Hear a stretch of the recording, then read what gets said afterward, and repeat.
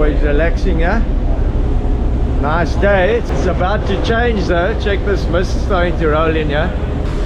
Just heard the weather forecast. It's behind us. This front's actually missing us because we're a little bit north here. It's heading the Plate coast up to St. Francis. They've got 30 knots of southwesterly this afternoon.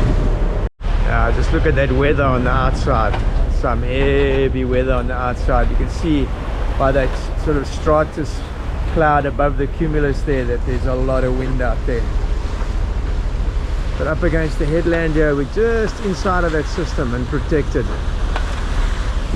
That's the system that's bringing that big southwesterly. It's a cold front which is going up the coast, just skimming Cape Town and then hitting Cape Agulhas, from Agulhas up to Port Elizabeth basically, and then up to East London. They've got 30 knots today, so we've just managed to squeeze in above the system and get around in time so that it misses us below us. And it's gonna go through behind us, which is great stuff. I didn't want to be caught coming out of St. Francis in that. Anyway, we've got to go around the corner here in the mist now, unfortunately, and then into the V&A. That should be sometime tonight. Yeah, such a pity, man. Cape Point shrouded in the mist. We've got a little southwester starting to pick up now. A little bit of assistance from the sail. Pretty out there in the semi-mist, but unfortunately, if we look across here, you can't even see Cape Point. It's there, but shrouded in mist. I don't know how much you can see there in the distance, but that's the bellows breaking dry. See it there. Woohoo! We're just going past on the outside and down past the southwest banks. Crazy. There's a lot of wind on the outside. You can see with the clouds out there, they've got 25 to 30 knots, and here it's pretty calm. It's deceptive, this coast, man, if you don't know it. What is this called again? The bellows. Bellows, yeah. Big boulder section of reef that sticks out the water offshore off Cape Point. Catch a lot of yellowtail here at times. You can actually climb and stand on it on a full low tide. There's quite a few of these rocks around off Clifton and Glen Beach and that area, so you've got to stay a bit wider in this area here. Plus you got a lot of crayfish pots and buoys. So we've got a trailing rope and the pickup buoy, so it's very easy to run into a pot here and get caught up in your props. So don't know if you'll see this, but you can see Cape Point, just the section of it sticking out of the mist. Yeah, the end of the headland. Yeah, unfortunately this mist is so thick it may just clear up, but we basically passed it already, unfortunately. Cape Point coming out of the mist now. The bellows behind us. Pretty about the mist. We're getting some good speed now up to 7 knots with a bit of wind assist, so hopefully get in a bit earlier.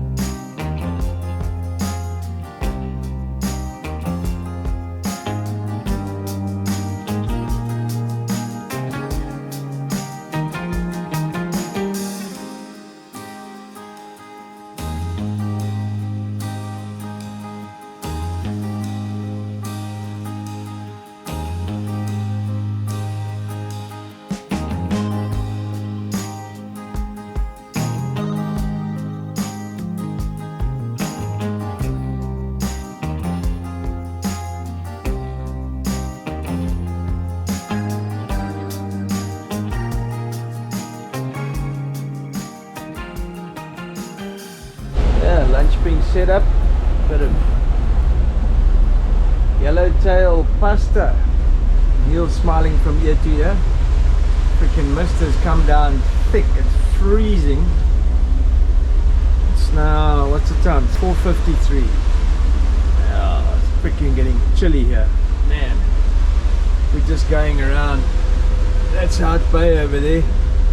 We're going around Cape Town over there, almost there. Bit of lunch and Hopefully we get tied up. Unfortunately, they've got freaking load shedding at 8 o'clock tonight, which is about exactly when we're going to arrive there. Which means they can't lift the drawbridge, so we're going to be stuck outside the V&A until 10. Bloody useless place. We'll be coming in the dark, don't worry. Yeah, it's just opened up all of a sudden, so now we can see the peninsula, which we've been driving in this bubble of mist. And it's just opened up. I was saying how pretty it is, and just we haven't been able to see it, so cool for Vince to see it now. Yeah, the sun's popped out and the wind's picked up. We've got like 16 knots, 17 knots. We just put the Genoa out, so we've got an extra 2 knots of speed. And smoking into Cape Town. I don't know if we're going to make it in time for the drawbridge though. We'll just have to wait and see. Lion's Head and the mountain covered in clouds. Yeah, the bank of mist behind us, you can see it there. That's what we came out of. And swinging down to Llandudno. And down to Camps Bay and Cape Town. Yeah, the sun's going down. Pretty light. Pretty about the mist, but everybody catching a quick pick. We're going unfortunately back into the mist as we arrive in Cape Town. We're like on a beeline trying to get in before the gate, before the freaking load shedding, but I don't think we're going to make it. And it's getting dark plus mist. It's going to be yeah, interesting. I'm trying to take a shortcut pretty close to through the grey pots, which is not a good idea either. Oh well, we'll get in there somehow. The last rays of sunshine over that big bank of mist at the back there.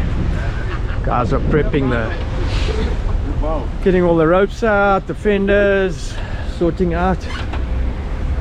It's pretty light, man. Lights of the city starting to come on. Got a full moon tomorrow night, tomorrow the next night, and the city lights coming out, super pretty. Lion's Head, Table Mountain in the background, shrouded in cloud. It looks super bright on the display, but it's already getting quite dark already. It's just a light from behind which is lighting it up. It looks so pretty. Wow. Don't think we're going to make it in time, but we're going to try. Coming into the V&A. We've actually just made it by the looks of it, by the skin of our teeth. Hopefully they're going to open the bridge for us shortly and we can get in, get tied up. You're watching us come through with the swing bridge. There's the swing bridge, the blue one that's been swung aside. And we've got the Bastion Bridge up front, which is busy opening. That's a 2-span bridge that's opening vertically. This one is a side swing bridge.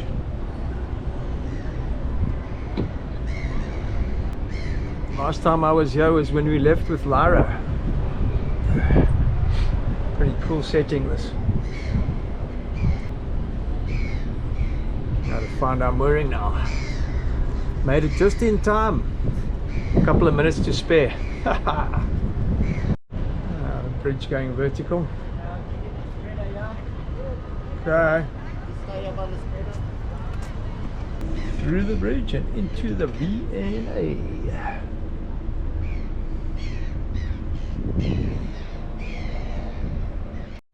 Yeah, so we made it with about 2-3 minutes to spare. As we got into the mooring, all the lights went out. Yeah, chilly, breezy morning. Actually a bit warmer than yesterday. I think that mist's blown away. All the residents in the gym doing their thing. So we made it. Tick the box. Made it to Cape Town in the nick of time. Now the guys from Allman Sales putting up the main, and they had a bit of a problem on the settings on the bottom, but they'll get it all sorted. It's all teething problems. And guys are dropping the sail to take the sail off because they're going to do an adjustment.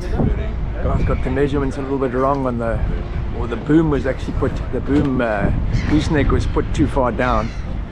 So the stack back and the sail's a little bit short, so they're going to put in a wedge. The guys from Allman Sails, Tony here, is busy sorting all this out. It's all just adjustments.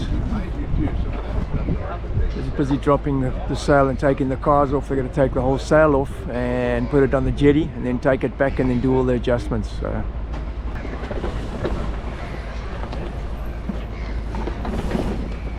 So the clear is going away to be sorted. There's just a little bit of tightness. They're going to put a paddle in. All these little things, you think it's a new boat and everything works. It's not how it works in real life. These are the adjustments that you've got to make to get everything working well. And you spend 6 months freaking sorting out stuff and getting things to work in a straight line before getting it sort of optimal. So yeah, it's all the adjustments and stuff to be done. People think new boats just up and go. It's not the case. There's actually more work on new boats than on old boats. Taking the battens out of the stack back. There's the other one coming out. A little bit of rain coming down. There we go. I was using a halyard to get the mainsail off. You'll be surprised at how heavy these things are. They weigh a freaking ton, especially with the battens in. Take it. Got it. Anna, sailboard. Okay. Down, straight down now.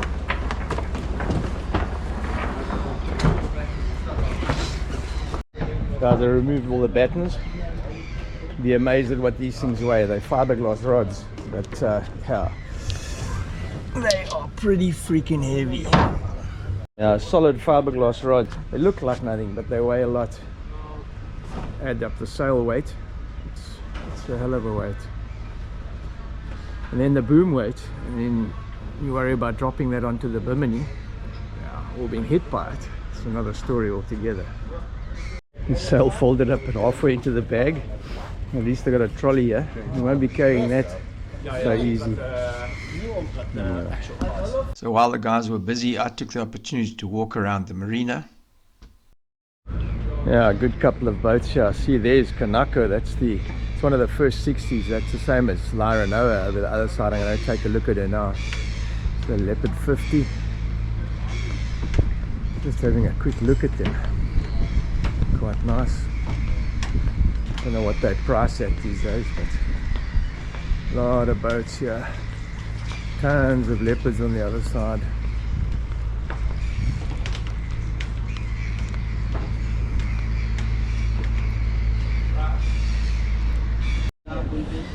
Yeah, this is the 482 balance, carbon cross by Two Oceans.